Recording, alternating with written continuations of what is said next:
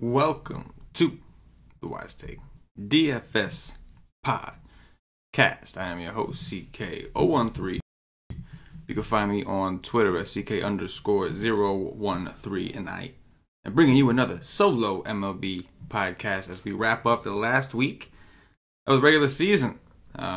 Hopefully you guys like the new layout for the show.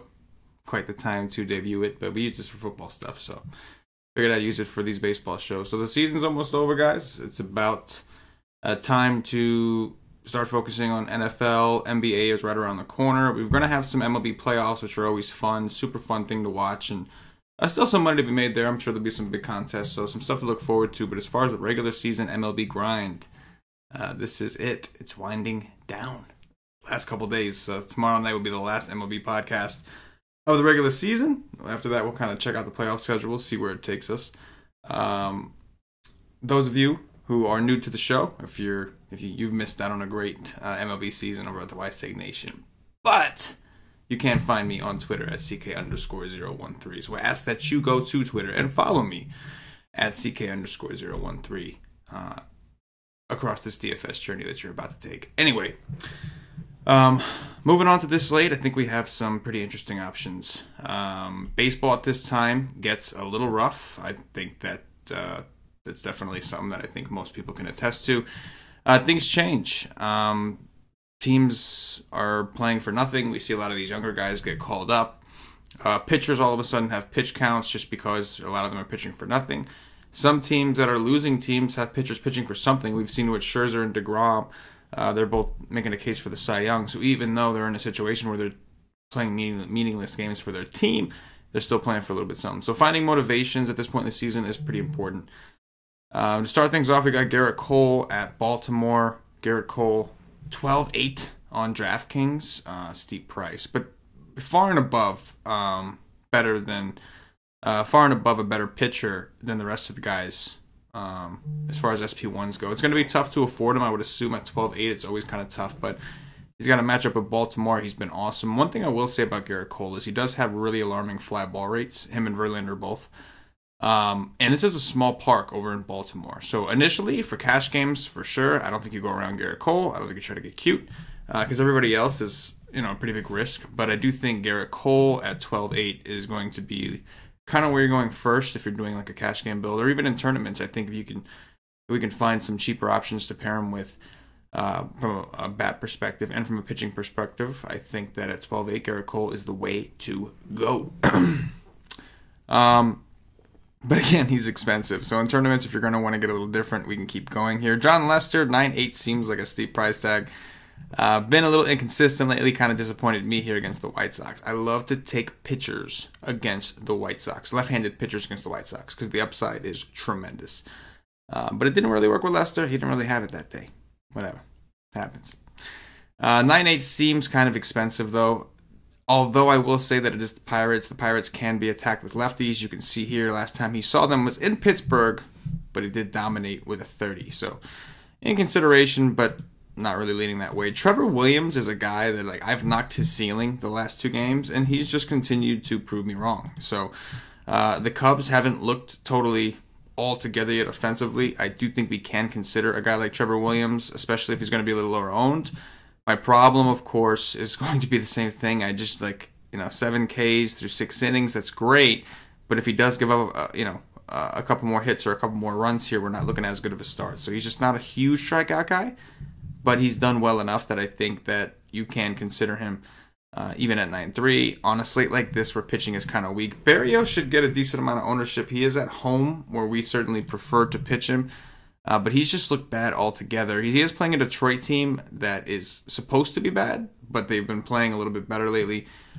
You can see here that we have not seen any sort of ceiling from Berrios. So Trevor Williams has been pitching better than Berrios in terms of DraftKings scores. Berrios is at home. I like that.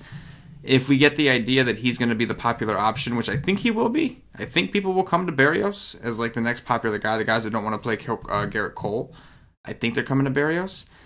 I think I would have to fade, and I might even have to look at the Tigers. But if I'm wrong and we find out that maybe Marco Gonzales or some other pitcher is going to be the flavor of the month, then maybe there would be some, some ownership leverage there. But right now, I would think he's going to be relatively popular. He's at home where people like him. He's against the Tigers, a team that people like to attack.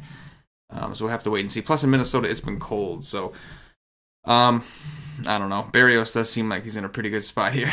He's going to throw that curveball a lot. Should be a good amount of righties in the lineup. He's pitching well at home. It's kind of cold. It's kind of an interesting spot. But I think it'll be a pivotal thing. You have to either play or fade there. Marco Gonzales of the Seattle Mariners. So in his last game, he did awesome against Texas. Problem is he only threw 78 pitches. Seattle's not playing for anything at this point, so it's kind of like, he came back from an injury, so I don't know how they're kind of acting here. He pitched well against Texas. 22 was nice. I don't know if 8 is going to be enough. This is a much better park that he's going to face Texas in. He never really does well in Arlington, and on the 22nd when he went there, it was like a little cooler, so it was a little bit different of a circumstance. But at 8-8, I just don't know. Again, you're going to have to click him over Berrios, Trevor Williams, Gerrit Cole. It's tough for me to settle on Marco Gonzales from an upside perspective, but I do like to attack Texas with lefties. Julio Teheran going up against my Mets at 8-5. Teheran has kind of historically done well against the Mets, but he's looked like shit lately, just to be real with you. You can look at his game logs, just been kind of inconsistent. Not horrible, as in a guy that we definitely want to attack, but the Mets have been pretty hot. Teheran is a guy that does struggle against lefties, but again, I will say it. He has done well against the Mets historically. Not so much in his last game here. And he hasn't looked all that great lately. So maybe we can look at some Mets stacks, right? Maybe we can do it. They've been hot. They got a lot of lefties. Maybe. Francisco Liriano against the Twins. He's been good. I got to admit, he's 6'3". It's still not that bad of a price for how good his last 4 games have gone. On a slate like this, where we're kind of hurting for pitching, and you don't necessarily want to handcuff yourself and have to pay 2 spend-ups. Liriano is going to seem reasonable. He is facing the Twins. Problem with the Twins, while they do suck against lefties and suck in general, they don't strike out a ton. So that's a little worrisome, especially because when he's not striking guys out, he's typically walking dudes, but his walks have been held in check. The strikeouts have kind of been there. I think at 6'3", we can look at Mr. Liriano. You know what I was about to say. As far as bats, I think we can definitely look to pick on Tomlin. He didn't do terrible in his start against Boston, but number 1, he shouldn't be there that long. And number 2, the Royals, man. The Royals are one of the hottest offenses in baseball. I'm a little worried about them coming home. They were just playing in Cincinnati, but they've been playing really good ball. They beat up Cody Reed in Cincinnati. I don't think Tomlin's very good, so I think that the Royals are an interesting stack tomorrow on a 6-game slate. Vargas, I don't think I can go there. I know he's pitched really good. I just don't necessarily want to pick on the Braves. Got an 11 against them last time. That's not terrible.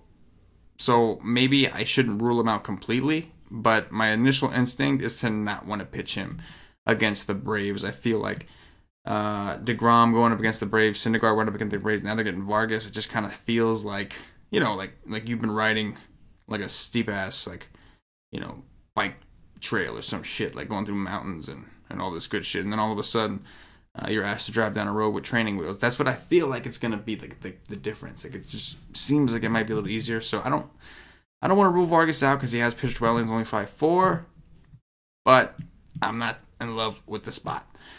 Sparkman, no thank you. Cleveland probably in play. Giardo, no, I could pick on this dude. I mean, he throws a lot of sinkers. This is a good park, he gets a lot of ground balls. I think Seattle's been kind of hot, so I think you can look at Seattle, but I'm not looking to pitch him. And Jeffrey Ramirez, I wish you were pitching against Boston tonight instead of tomorrow, because with that Boston lineup, I would have taken a shot on you. But you're going up against Houston. If Houston gives out that punt squad that Reed Foley was dealing on this morning, then I'm honestly okay, but most likely not. Not a good ballpark for Jeffrey at home. Houston's a team that really doesn't strike out a lot normally. Their guys just had the day off, so I would assume they're going to play today. Can't do it. Oh, man. This slate will make you think. So, obviously, Cole is like your number one option. I think after that, like if you are playing Cole, it's going to be tough to pay up for a second guy. So I do think Liriano right now seems like the a reasonable option. And then if you really want to stretch it, if you really want to take a chance, I guess you can go to Vargas. Otherwise, I think maybe if you came down to a Berrios, again, we're going to have to gauge what his ownership's going to be, and you paired him with Liriano, you can see you have a lot more to work with, but you're sacrificing a shit ton of upside by not playing Gerrit Cole. Gerrit Cole has the highest ceiling on this slate. Is there any motivation? Well, I don't know. I mean, I would assume that Gerrit Cole is in talks for the sign. It's just a great matchup against Baltimore. I mean, yeah. Gerrit Cole, and then like you try to get a Berrios with that, you're really hurting for bats. So there's some decisions to make. But top three pitchers for me are going to be Mr. Gerrit Cole against Baltimore. There could be some rain in the area, so there might be some extra things that we have to think about here. But right now, Gerrit Cole for sure as the number one option. I do think Berrios is going to be fairly popular. But I guess we can put him here for now. I want to look into him tomorrow, check his velocity, check a few things, because I want to know why he's been so bad. But for now, it should be pretty cool, pretty good pitching environment. And then my third, as we drop down here, is probably going to be Liriano at 6'3", and it's more of a price thing. He's also looked pretty good. Taking a huge chance. Last time he played Minnesota, got a negative, which is never fun. But, you know, and Jip Hip his, you make it work.